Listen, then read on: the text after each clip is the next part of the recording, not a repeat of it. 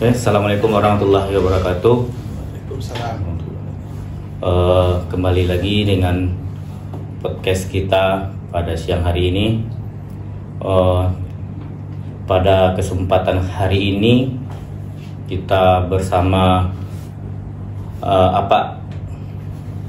Bapak Sidi Prialdi Esos MPD, yang mana pada hari ini beliau sebagai sekretaris Elkam Kota Pariaman. Selamat siang, Pak. Selamat siang. Nah, pada kesempatan siang hari ini kita banyak terjadi fenomena di lingkungan masyarakat, baik itu di Kota Pariaman khususnya maupun di Minang. Hal ini bisa memutus tali persaudaraan antar saudara, antar kaum. Apa itu yang menyebabkan? Sebenarnya itu sangat disebabkan karena harto pusako. Nah, untuk itu saya sebagai kaum muda ingin mengajak pada kaum muda yang lain, bagaimana sih harto pusako di Minangkabau? Pada kesempatan kali ini saya bersama Bapak Prialdi akan membahas tentang harto pusako. Nah, yang pertama, Pak, kita ketahui waktu dahulu mungkin kita pernah beraja angkatan sekolah atau angkatan 90-an akan pernah mengenal Berajabam. Nah, di Berajabam itu kita pernah mendengar ada pusako tinggi, ada pusako rendah, ada pusako tambilang ameh, ada tambilang basi. Nah, apa sih yang membedakan harto pusako itu, Pak? Baik, terima kasih deh, menarik. Yang harus kita diskusikan pada siang ini yaitu berkaitan dengan tanah.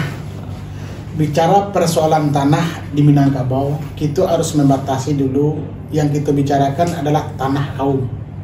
Kalau bicara tanah kaum, itu adalah merupakan hak komunal masyarakat hukum adat. Kenapa tanah kaum dikatakan hak komunal masyarakat hukum adat? Karena dimiliki secara bersama-sama. Nah, dimiliki secara bersama-sama. Sebagai generasi muda saat ini, kita harus bisa memahami posisi tanah terlebih dulu. Apakah tanah itu pusako rendah atau pusako tinggi, atau tambilang ame atau tambilang basi? Yang dikajian pusako rendah itu adalah tambilang basi, artinya dibeli. Kalau dibeli itu berlaku hukum warisan dari ayah turun ke anak. Itu anak perempuan akan mendapatkan 1/3, anak laki-laki mendapatkan 2/3. Itu kalau pusako Bali diturunkan dari ayah, yaitu sistem patrilineal. Kalau pusako tinggi tambilang tambilang basi, kalau pusako Bali tadi tambilang basi ya. Kalau pusako tinggi itu tambilang ame, diperoleh secara turun temurun. Dari niniak turun ke mama, dari mama turun ke kemanakan, itu turun-temurun, dikuasai secara komunal masyarakat hukum adat. Siapa yang dikatakan masyarakat hukum adat itu? Masyarakat yang memiliki hak-hak adat dan hak tradisional secara jelas. Contoh tanah. Tanah yang dimilikinya masyarakat itu tadi harus jelas statusnya. Tanah kaum berarti dimiliki secara kaum komunal bersama-sama. Bagaimana pewarisan itu diambil dari ibu, garis keturunan ibu, dipelihara oleh kaum perempuan. Mama hanyalah untuk memelihara sako di pusako. Cuman pemiliknya, hasilnya itu diberikan kepada kaum perempuan. Nah, sekarang kita dengar banyak bermacam pendapat bahwasanya pembagian harta pusako di Minangkabau itu tidak sesuai dengan hukum Islam. Itu harus kita jelaskan. Kalau persoalan warisan, tanah warisan atau yang di Bali diperoleh oleh seorang laki-laki, seorang ayah di Bali-nya itu diperuntukkan untuk anaknya, itu memang berlaku hukum warisan. Tapi tanah yang diperoleh secara komunal, secara turun-temurun oleh satu kaum, maka pembagiannya itu, maka penguasaannya itu dikuasai oleh kaum, dikuasai secara bersama-sama dan bukan untuk dibagi. Kecuali kalau dibagi, memang kita harus membagi secara hukum syar'i. Karena kalau membagi secara hukum syar'i itu, seorang laki-laki memiliki harta itu di samping dibagi untuk anaknya, kan sebagiannya kan juga bisa dinikmati oleh saudaranya. Tapi kalau harta pusako itu murni dari suku, matrilineal bukan patrilineal. Jadi Pak, harta pusako rendah atau harta pusako tembilang basi, apakah itu sama dengan harta Gonogini? Itu caliak ya. Yang dikatakan karena kan kalau kita lihat harta Gonogini itu harta yang didapatkan oleh orang tua kita. Iya, selama proses perkawinan. Ya. Oke. Harta itu kapan mendapat label harta Gonogini? Yaitu harta yang diperoleh selama pernikahan. Di saat suami istri bercerai. Nah, ini harus kita garis bawahi. Selagi suami istri itu masih bersatu, tidak ada proses perceraian, maka harta itu belum harta Gonogini. Harta mereka bersama itu. Kalau pembagiannya, kalau terjadi perceraian, maka harta Gonogini itu dibagi menurut kompilasi hukum Islam. Dibagi setelah dikeluarkan utang piutang itu, maka laki-laki akan mendapat 2/3, kemudian yang perempuan dapat 1/3. Jadi sama dengan pembagian harta pusako rendah. Iya, pusako Bali itu pusako rendah itu sama. Jadi pembagian harta pusako rendah, harta sama harta Gonogini itu sama. Ya. Cuman yang harus kita garis bawahi dulu, ini harta pusaka itu berbentuk tanah ataupun harta lain. Nah, dia berbeda.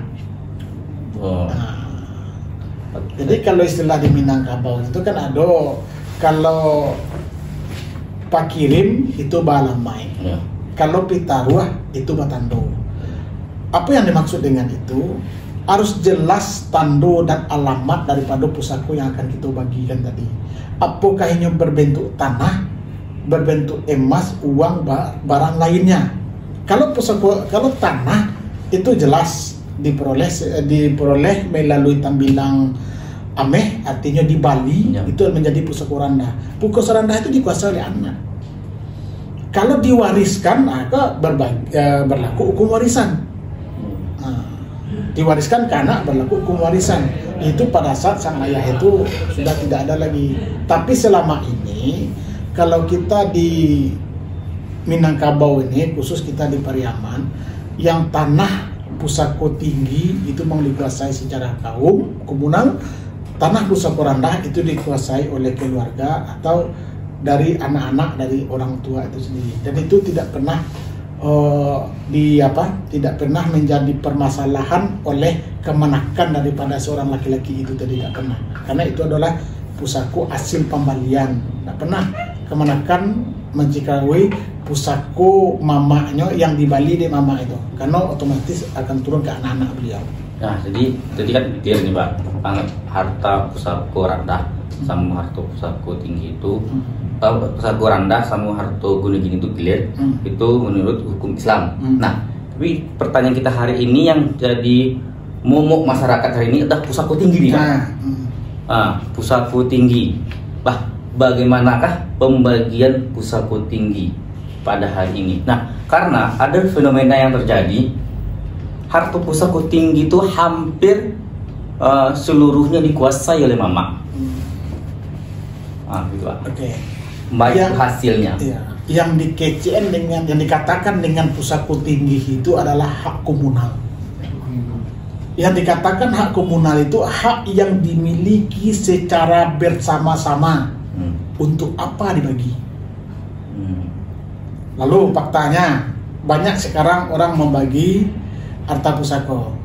Itu adalah supaya jelas pembagiannya dari garis keturunan ibu tadi. Contoh, tanah itu 2 hektar, tapi ibunya ada 3. Dari 3 ini, yang satu ada punya anak 2, yang satu punya anak 4, yang satu punya anak 6. Kalau dibagi rata, itu adalah adil secara hukum adat. Karena dimiliki secara komunal, itu kalau perempuan 3 memang dibagi 3. Kalau ada yang mengatakan itu tidak adil, karena si A anaknya 6 sama besar dengan anaknya si B. Ini pusako tinggi, bukan pusako rendah. Maka pembagiannya itu menurut garis keturunan ibu, bukan dibagi berdasarkan jumlah anak. Dan perlu kita ketahui itu adalah hak komunal yang dimiliki secara bersama. Dibagi bukan untuk dijual. Nah, tapi faktanya kita saksikan banyak orang dibagi pusako itu yang sebagian dari si A dijualnya. Nah inilah yang terjadi kekeliruan kita berpikir terhadap hak komunal ini. Sebab kalau dia sudah dijual, maka akan berubah status tanah itu. Dari pusako tinggi akan menjadi pusako rendah bagi yang pembeli. Dan kaum akan kehilangan hak komunal sebagian. Hilang hak komunal. Makanya hak komunal itu tidak boleh diperjualbelikan. Dijual tidak makan arago, digaden tidak makan sandung, karena itu istilahnya kan. Tapi faktanya kita lihat banyak pusako yang lah dijual dek mamanya, atau hasilnya diambil dek mamanya. Itu kembali seperti cerita seorang penghulu itu kan. Kenapa dalam kaum itu ada penghulu? Salah satu syarat penghulu itu kekurangannya tidak minta, balabihnya nyomagia. Artinya kekurangannya nak minta. Masa seorang penghulu meminta titih lo kesana kemana-mana. Berarti dia penghulu itu orang yang di tinggian sarantian, di duluan salangkah. Yang dipandang dari segi penghasilan mungkin beliau sudah lebih. Dari segi ilmu beliau sudah lebih. Dari segi agama beliau mungkin sudah malin. Makanya dia ditinggikan sarantian, duduk salangkah. Kalau sifat penghulu dipakai, berarti ini tidak akan menggadaikan, ini tidak akan mengendalikan pusako itu. Ini hanya mengurus, memelihara. Tapi fakta di lapangan banyak mama-mama yang mengendalikan pusako, sementara ada seorang perempuan kemanakannya masih miskin. Ya. Itulah yang perlu sampaikan kepada generasi muda, bahwa arti pusako itu memang harus kita jelaskan hari ini ke status kepemilikannya seperti apa. Apakah masih milik suku, apakah masih milik kaum, atau milik induk. Itu harus kita dudukkan, sebab perkembangan zaman akan memunculkan konflik-konflik internal dalam kaum persoalan pusako tinggi. Ya itu Pak, sebenarnya kan permasalahan hari ini itu saya lihat yaitu pusako tinggi itu memang tidak dijual, tetapi hasil yang ada di dalam pusako tinggi itu dikelola oleh mama, hasil diambil oleh mama. Nah, kalau saya boleh berpendapat, apakah orang itu masih pantas dipanggil mama? Nah, itu saja. Sebab kenapa? Pusako itu diperuntukkan untuk sanak kemanakan. Boleh digaden ataupun boleh dijual, mai terantang di atas rumah. Ya. Rumah gadang katirisan, bujang ke Sunda Rasu, atau padusinan kadijadi lindungan. Itu ya boleh pelepasan lahan.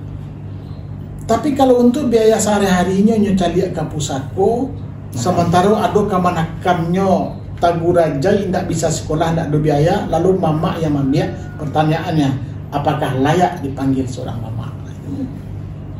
Kalau kita cap seperti itu terlalu. Nah, pesan ini adalah untuk kita laki-laki yang akan jadi mama.